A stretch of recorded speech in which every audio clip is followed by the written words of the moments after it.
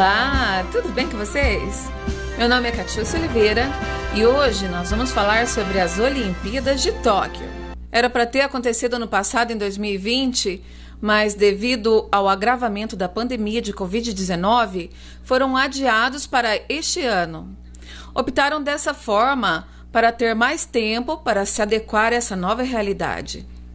E também que receber com segurança os atletas, a comissão técnica, jornalistas e os demais. O país asiático vai realizar a cerimônia de abertura no dia 23 de julho, com encerramento previsto para 8 de agosto, daqui a 42 dias. Agora, resta saber se o comitê organizador irá autorizar a presença de público parcial nos ginásios e estádios. Decisão que deveremos saber em breve. Nesse ano, o Brasil busca quebrar seu recorde de medalhas em uma única edição.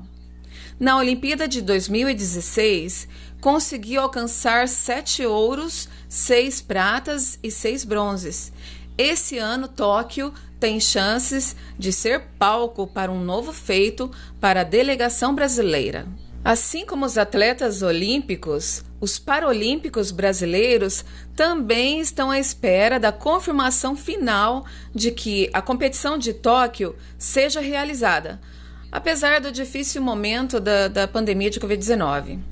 Os atletas paralímpicos competem por medalha em 23 modalidades, dentre elas, 2 esportes são exclusivos dos Jogos Paralímpicos: a bocha e o gugball. Você sabia que Paranhos, a cidade onde moramos, já teve representante nas Paralimpíadas Escolares? Sim, é isso mesmo, é o Marcel Quadros. Ele ganhou várias medalhas em diferentes competições, inclusive o ouro. Vamos conhecer um pouco da história desse para-atleta? Bom, eu gostaria de agradecer a sua presença aqui, salientar a importância do seu relato, né, para os seus colegas, para os jovens de Paranhos, e também valorizar todo o seu percurso, né, toda a sua história e o que você representa para nós aqui. Tudo bem? Bom, primeiro eu gostaria que você se apresentasse, falasse seu nome, sua idade e também onde você estudou. Olá a todos, meu nome é Marcial, eu tenho 19 anos e eu estudei até o 9º ano na Mitsuru e depois eu fiz o ensino médio na Santiago Benítez. E como que foi isso? Como você descobriu a bocha? Onde você descobriu essa modalidade?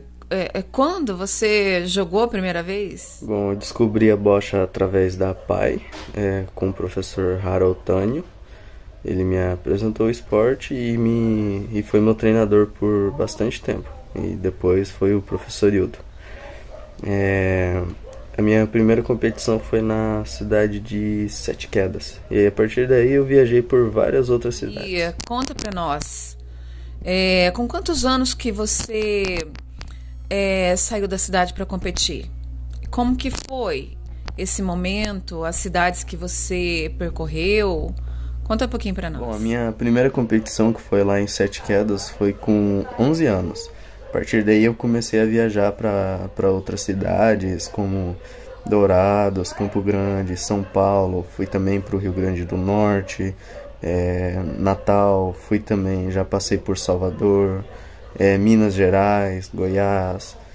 E também fui para Colômbia, que foi o primeiro país que eu viajei, o outro país. Bom, eu confesso que eu já dei uma olhadinha na internet para ver como que se joga isso, né? Mas eu gostaria que você explicasse um pouquinho para nós como é que se joga essa modalidade, a bocha. Bom, a bocha, ela é um jogo muito mais de estratégia. São 6 bolinhas azuis e 6 bolinhas vermelhas e uma branca. Essa branca, ela é a bola-alvo. O nosso objetivo no jogo é deixar as suas bolinhas mais próximas da branca. Ou seja, por exemplo assim, eu sou as bolinhas vermelhas e o meu adversário as bolinhas azuis. Aí o nosso objetivo, o meu e do meu adversário, é deixar as nossas bolinhas o mais próximo possível dessa branca. Aí quem conseguir deixar mais bolinhas perto da bolinha branca, acaba pontuando e somando mais pontos. E tem como você mostrar um pouquinho das medalhas que você tem aí? E também comentar um pouquinho das principais competições que você participou e ganhou essas medalhas? Bom, essas são todas as minhas medalhas.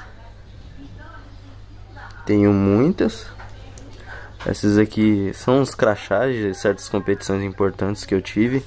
Essa aqui mesmo foi em São Paulo, a primeira competição internacional.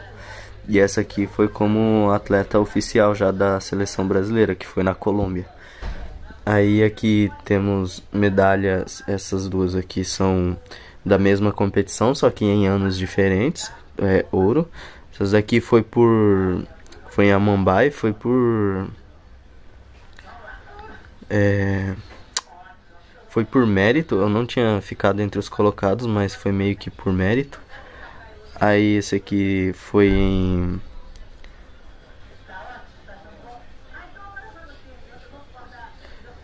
Esse aqui eu não lembro onde foi. Depois é só cortar.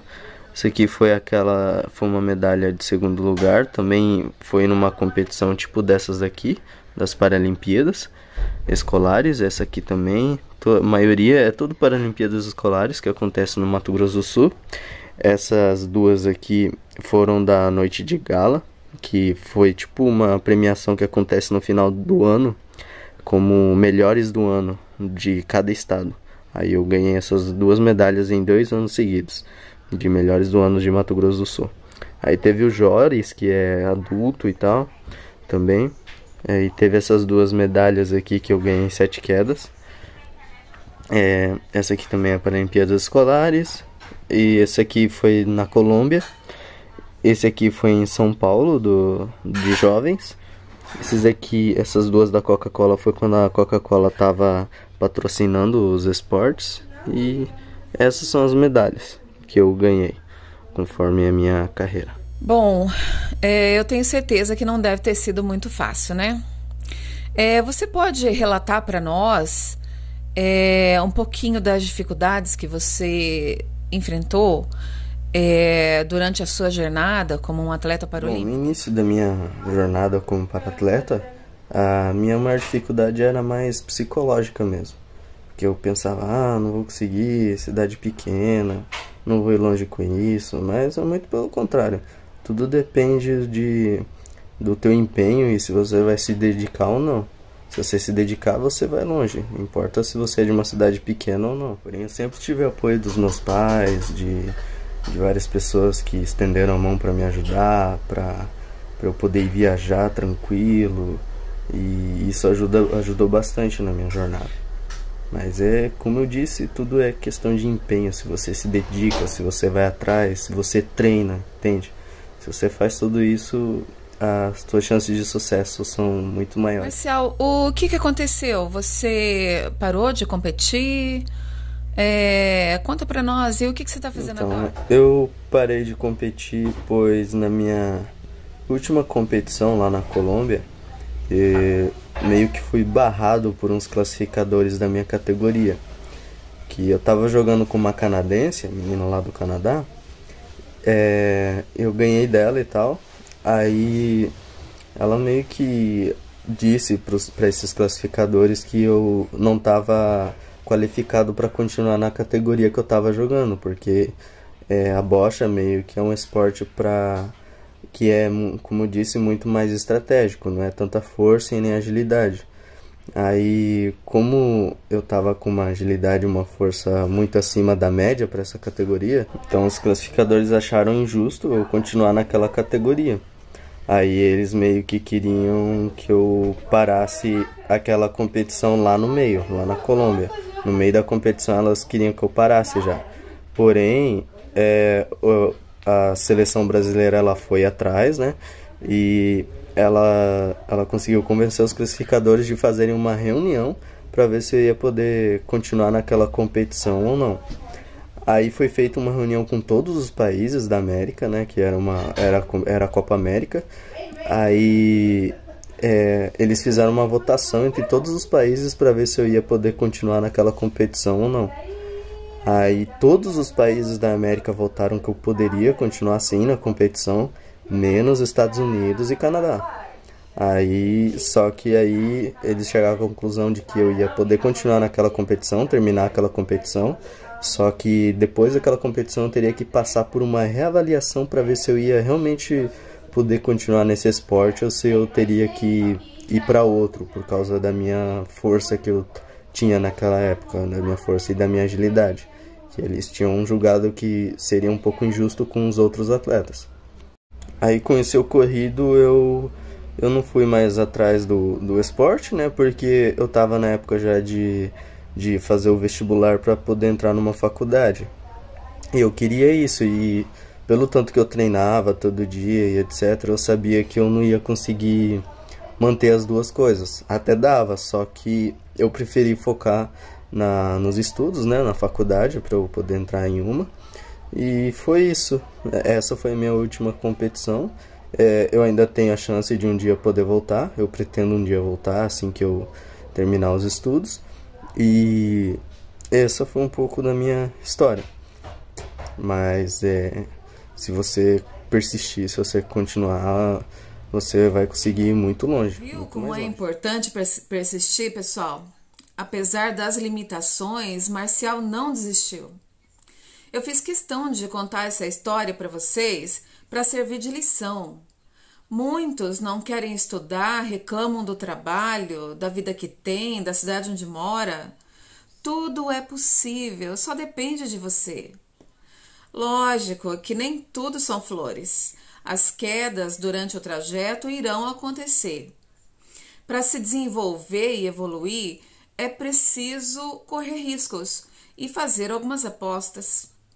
Quando tentamos mudar, é possível cometer erros, enfrentar dificuldades e também topar com obstáculos. Portanto, sua capacidade de resiliência pode ser a diferença entre alcançar as suas metas ou desistir no meio do caminho. Ao longo da jornada para a automelhora, você precisará desenvolver a resiliência para aprender com seus erros, se reorganizar e seguir tentando. Lembrem-se, pessoal, não se trate de insistir em erros.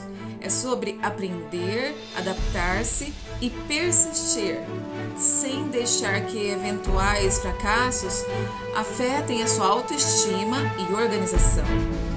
Fiquem com Deus e até a